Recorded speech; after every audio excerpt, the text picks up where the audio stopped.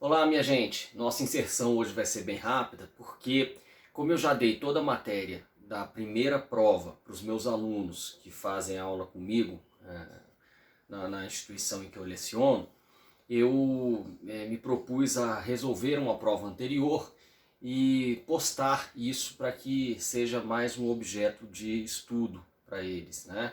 Já vão os roteiros, já vão textos, né?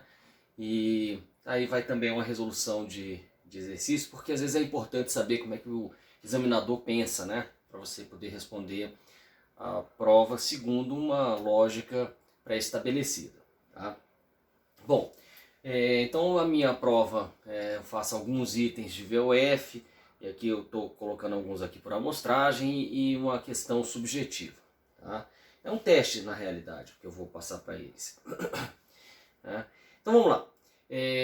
Sem mais delongas, vamos ler aqui o primeiro item de VOF. Entendem-se por obrigações de garantia aquelas que eliminam o risco que pesa sobre o credor, reparando suas consequências, como ocorre relativamente aos vícios redibitórios, à evicção e à promessa de fato de terceiro, além da fiança e do seguro. Gente, isto é uma obrigação de garantia, não tem muito o que explicar. Realmente ela elimina o risco que pende sobre a coisa, né? Sobre o negócio, né? Sobre o fato. Né? A ideia é essa, é você se assegurar. Né? Se assegurar é por meio de uma reparação em virtude de um vício oculto, se assegurar em virtude de uma reparação por conta de uma evicção que ocorreu, ou como dono do imóvel, buscar o fiador, vez que o inquilino não pagou, e assim vai. Acho que isso é muito intuitivo. Isso estava, inclusive, nas primeiras aulas que eu dei de obrigações, quando eu falei sobre figuras híbridas, né? Aliás, perdão, quando eu falei sobre classificação de obrigações. Figuras híbridas está em outra questão adiante que a gente vai ver. Tá? Mas aqui, classificação de obrigações, se vocês pegarem a aula que eu dei, vocês vão ver que isso aqui é basicamente uma reprodução do roteiro que eu tinha passado. Tá? E veio essa discussão no ponto em que eu tratei de obrigação de meio, obrigação de garantia, né? E falei também sobre obrigação de resultado. Meio, resultado e garantia. Vieram as três juntas e eu explorei todas elas. Aqui não há nenhuma ressalva, então é verdadeiro. Entende-se por obrigações de garantia aquelas que eliminam o risco que pesa sobre o credor, reparando suas consequências, como ocorre relativamente aos vícios redibitórios, à evicção, promessa de fato de terceiro, fiança e seguro. Na promessa de fato de terceiro, vocês podem se perguntar, mas por que a promessa de fato de terceiro ela seria uma obrigação de garantia? Porque o promitente, gente, se o terceiro não prestar o fato prometido, o promitente ele haverá de assegurar o cumprimento do que fora prometido. Inclusive indenizando,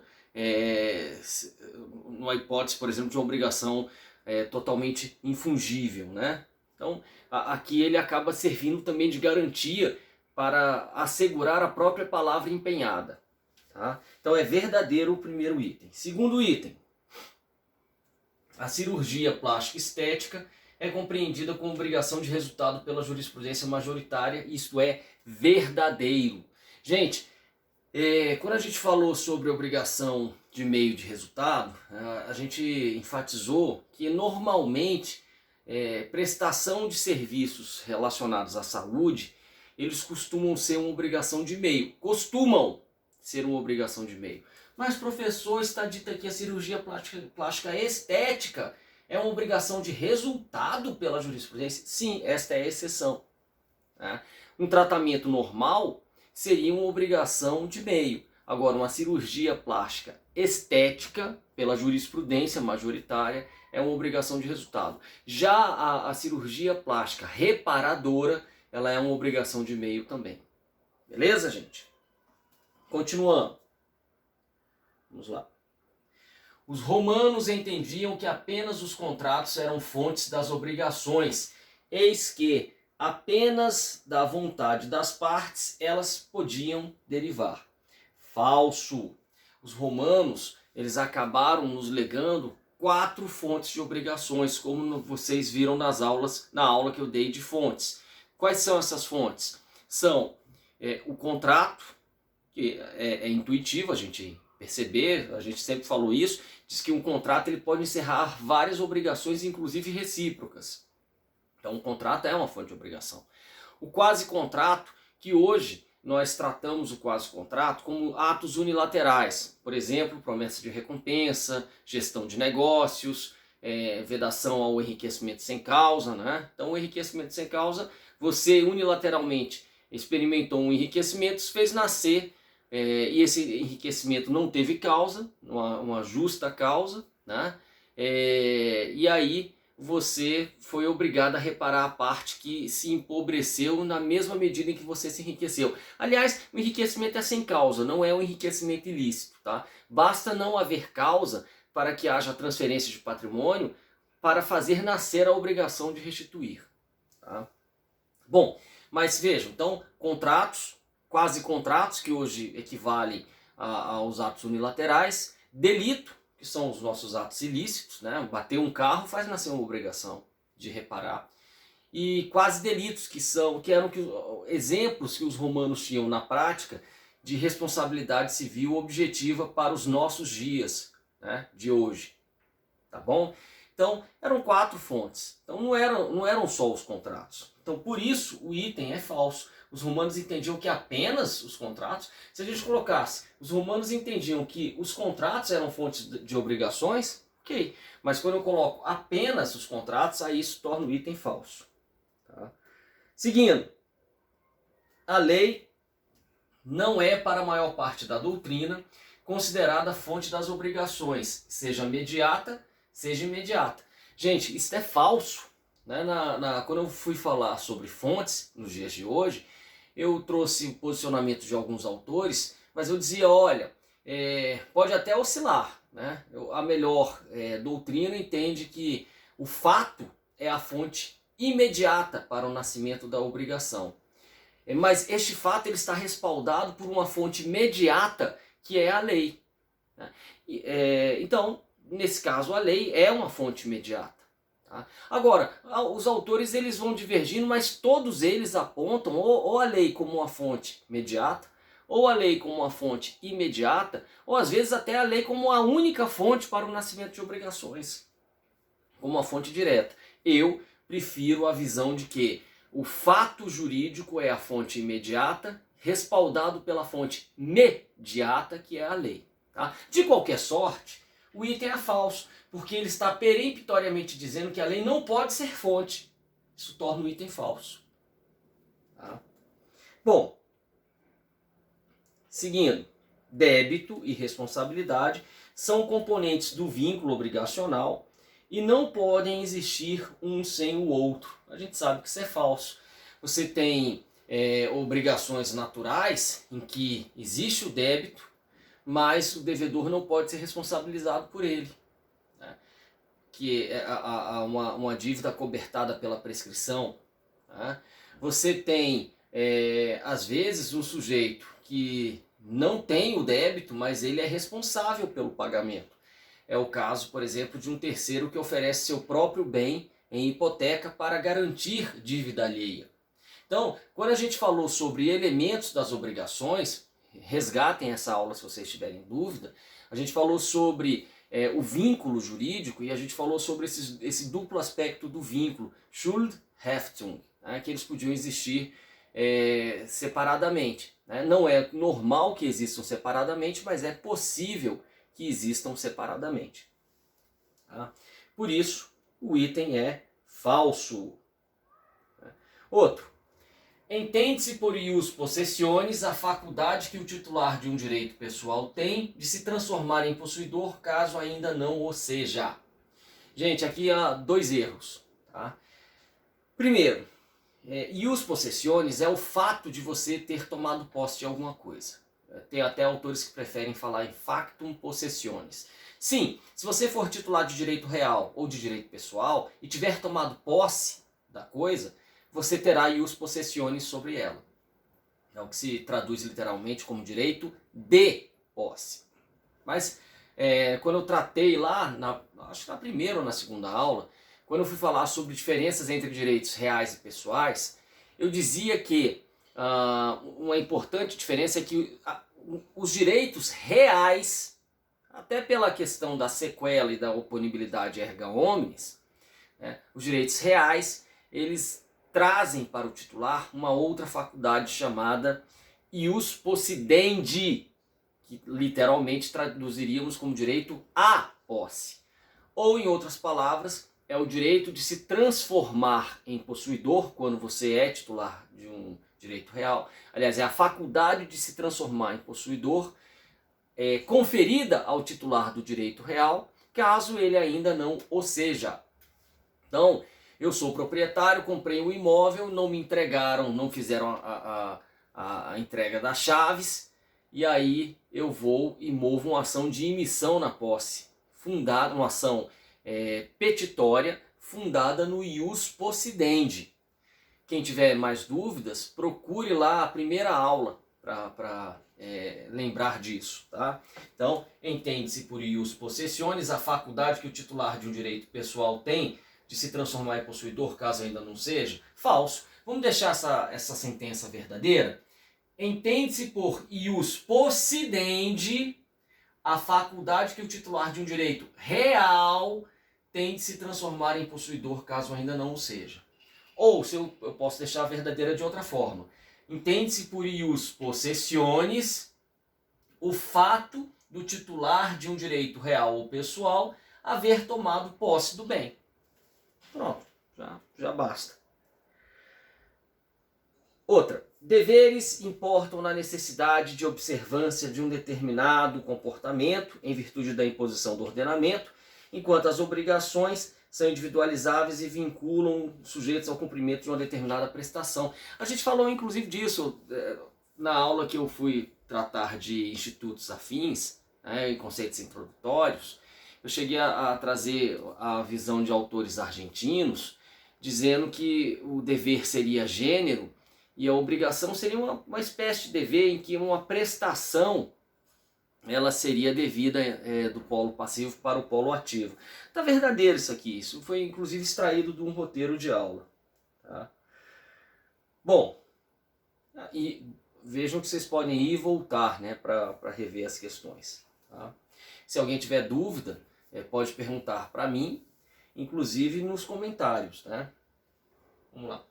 Como consequência do princípio concurso partes fiunt, temos que, se o devedor solver a integralidade da dívida a um só dos credores, não se desobrigará em relação aos demais. Gente, isso aqui é verdadeiro. O princípio concurso partes fiunt está lá no artigo 257. Ele diz o seguinte: se você tiver pluralidade de credores ou de devedores, talvez até pluralidade de credores e devedores, você vai destrinchar essa obrigação em tantas quantas forem as combinações entre credor e devedor. Tá? Então, cada credor vai dever cada devedor vai dever especificamente a cada credor. João e Pedro devem R$1.000 a X e Y. Significa que cada um deles vai dever R$250. Porque eu vou pegar João deve para X, João deve para Y, Pedro deve para X, Pedro deve para Y. Eu destrinchei. Isso é concurso partes fiunt. Mas e se João pagar o valor inteiro para X? Está errado. Quem paga mal paga duas vezes. Então, olha isso. Por isso que a questão é verdadeira, porque ela abraça isso que eu falei para vocês. Olha aqui. Como consequência do princípio concurso partes fiunt, temos que, se o devedor solver a integralidade da dívida a um só dos credores, não se desobrigará em relação aos demais. Ele pagou tudo para um só porque quis, mas ele não podia pagar.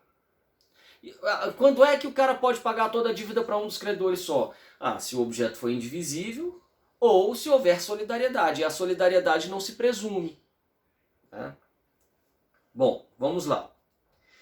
Suspensa a prescrição em favor de um dos credores solidários, tal fato aproveitará aos outros. É só pegar o artigo 201 para você ver que isto é falso. suspensão diz respeito a questões personalíssimas. A suspensão, ainda que haja solidariedade na obrigação, ela não aproveita aos demais solidários. Artigo 201. 204, parágrafo 1º, ele fala de solidariedade versus interrupção. E ele diz que a interrupção feita por um dos solidários aproveita aos outros. Por quê? Porque a interrupção ela diz respeito mais a fatos. Tá? Mas voltando para a questão, ela é falsa porque, suspensa a prescrição em favor de um dos credores solidários, tal fato não aproveitará aos outros. Por isso que é falso. Tá? Seguindo. A obrigação de pagar IPVA, por derivar da propriedade do bem, é considerada uma obrigação com eficácia real. Não, gente, não confundam.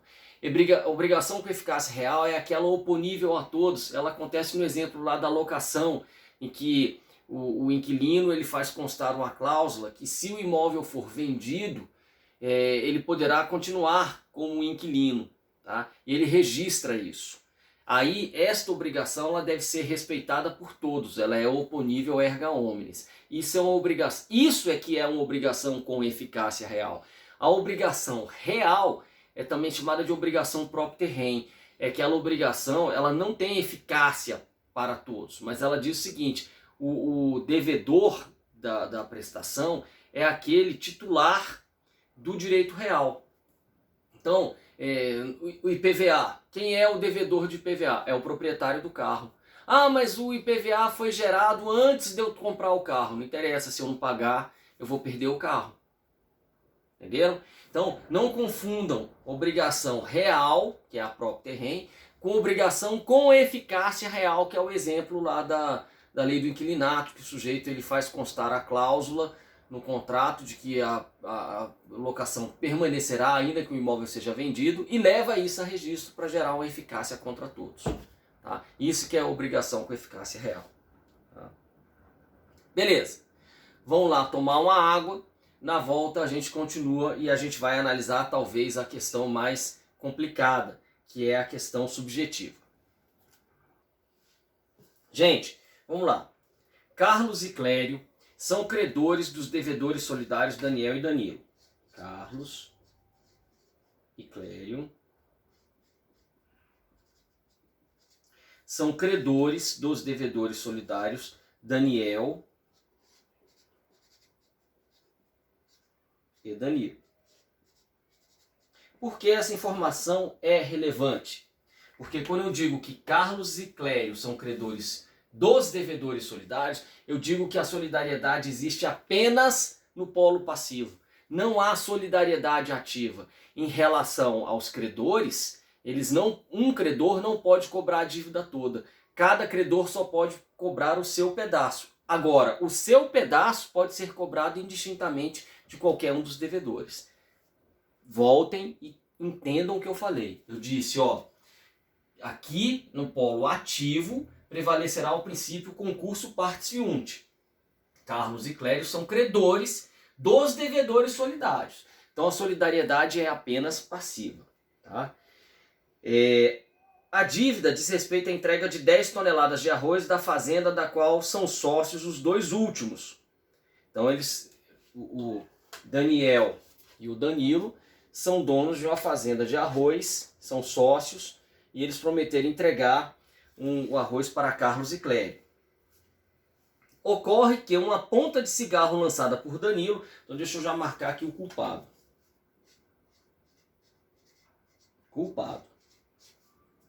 Ocorre que uma ponta de cigarro lançada por Danilo,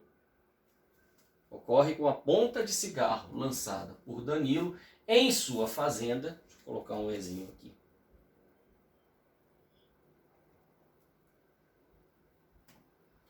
Em sua fazenda, foi responsável por um gigantesco incêndio que destruiu toda a safra do ano, entre os quais as 10 toneladas que seriam entregues aos credores. O valor do negócio foi de R$100 mil e o arroz seria revendido a supermercados pelo dobro do preço. Então, olha só, gente, o que é relevante nisso. As 10 toneladas se foram, então já era. Não importa mais saber 10 toneladas. O equivalente delas é R$100 mil. E o prejuízo, as perdas e danos, é de mais 100 mil, porque eles revenderiam isso para o supermercado. O que é que isso é relevante saber? Isso é relevante saber que o valor total a ser entregue aos dois credores seria 200 mil. Ah, então agora vamos. Agora vamos. A pergunta é bem genérica. Quanto cada credor pode cobrar de cada devedor? Justifique. Gente, o valor total a ser entregue aos dois tem que ser 200 mil. 100 mil de equivalente e 100 mil de perdas e danos. Só que vocês se lembram que aqui vai viger o princípio concurso partes fiunt? Significa que cada credor, não estou dizendo ainda de quem ele vai cobrar, estou dizendo apenas que cada credor só pode cobrar a sua cota. Qual é a sua cota? 100 mil reais. Porque 200 mil é o que é devido aos dois. Pelo princípio concurso partes fiunt, cada credor só pode cobrar 100 mil. Sendo desses 100 mil, 50 mil de equivalente e 50 mil de perdas e danos. Cada credor vai cobrar só 100 mil. Agora, cobrar de quem, Rogério? Então vamos lá. Vamos lá. Carlos cobrando de Daniel, que não é culpado. Lembre-se que o culpado é o Danilo. Carlos cobrando de Daniel. Ele vai cobrar, ele só pode cobrar o pedaço dele, ele não pode cobrar a dívida toda. Ele pode cobrar o que de Daniel? Qual é o equivalente? O equivalente é 100 mil, então ele só pode cobrar a parte dele, que é 50 mil. Ele pode cobrar todos esses 50 mil do Daniel? Pode. Esses 50 mil ele pode. Ah, ele não pode cobrar 100 mil de equivalente do Daniel? Não, porque não há solidariedade ativa, senão ele cobraria o valor total do equivalente. Não pode, ele só pode cobrar a quota parte dele do equivalente do Daniel, que é 50 mil. 50 mil. Tá, e as perdas e danos? Gente, as perdas e danos, elas são regidas pelo artigo 279, que diz o quê? Impossibilitando-se a prestação por culpa de um dos devedores solidários, subsiste para todos o encargo de pagar o equivalente. A solidariedade persiste quanto ao equivalente, mas pelas perdas e danos só responde o culpado. Então, se ele optar por cobrar de Daniel, ele só pode cobrar 50 mil. Mas, vamos escrever aqui, mas resta a chance de cobrar perdas e danos do culpado. Ele não pode cobrar as perdas e danos do inocente, ele só pode, Daniel, ele só pode cobrar as perdas e danos do Danilo. 50 mil. 50 mil. Beleza? E a mesma coisa se eu apagar aqui Carlos e colocar Clério. O raciocínio é o mesmo. Tá? Agora, e se eles forem... deixa eu mudar. Se ele quiser cobrar... E se ele quiser cobrar do Danilo? Se ele quiser cobrar do Danilo, a figura muda um pouquinho aqui. Do Danilo, como o Danilo foi o culpado... Como o Danilo foi o culpado, ele pode cobrar o equivalente mais perdas e danos da cota que lhe cabe. O equivalente mais perdas e danos. Então, 50 mil de equivalente, 50 mil de perdas e danos. Ele vai cobrar 100 mil do Danilo, porque o Danilo foi o culpado. Mesma coisa o Clério. Tá? Então, se ele cobrar do Danilo, ele vai cobrar sim. E se ele cobrar dos dois juntos? Se ele cobrar dos dois juntos, de qualquer um, ele pode receber 50 mil. Mas as perdas e danos só do culpado. Então, essa é a resposta. Tá, gente? Então, para ordenar essa resposta, para quem quiser essa resposta ordenadinha, ela está aqui, ó. Anotadinha aqui. Quanto cada credor poderá cobrar de cada devedor? Carlos pode ganhar 100 mil. Clério pode ganhar 100 mil. Se Carlos cobrar de Danilo, poderá cobrar 50 mil do equivalente mais 50 mil de perdas e danos, chegando ao seu valor máximo de 100 mil, a que tem direito. Se Carlos cobrar do Daniel, ele só poderá cobrar 50 mil do equivalente e poderá então cobrar mais 50 mil do Danilo de perdas e danos, também chegando ao montante máximo a que tem direito de 100 mil. Daniel não deve perdas e danos a ninguém. Pronto, essa é a resposta mais adequada. Agora, se Carlos acionar Daniel e Danilo juntos, ele cobrará 50 mil de equivalente dos dois e os outros 50 mil apenas do Danilo. E o mesmo raciocínio vale para o Clério. Então vocês podem ir voltar isso para anotar a resposta. Tá bom, gente? Vamos lá. Letra B. A letra B diz... Caso os credores aceitassem receber arroz importado da Argentina, tão logo ocorrido o incêndio, tal fato converteria a obrigação em obrigação alternativa ou mesmo em facultativa? Responda, não. Não, porque ela já nasce, quando ela for alternativa ou facultativa, ela já deve nascer alternativa ou facultativa. Aqui, ela nasceu com uma obrigação com objeto muito definido, entrega de 10 toneladas da fazenda. Tá certo? Agora, se depois que deu zebra, que pegou fogo, né, lembre-se daquela obrigação de dar coisa incerta com gênero limitado, pegou fogo, os credores aceitaram receber arroz importado, isso aí é dação em pagamento, porque eles aceitaram receber um outro objeto. Tá bom, minha gente? Então é isso. Espero que vocês tenham entendido, tenham gostado. Qualquer dúvida, mandem nos seus comentários para mim. Um abraço.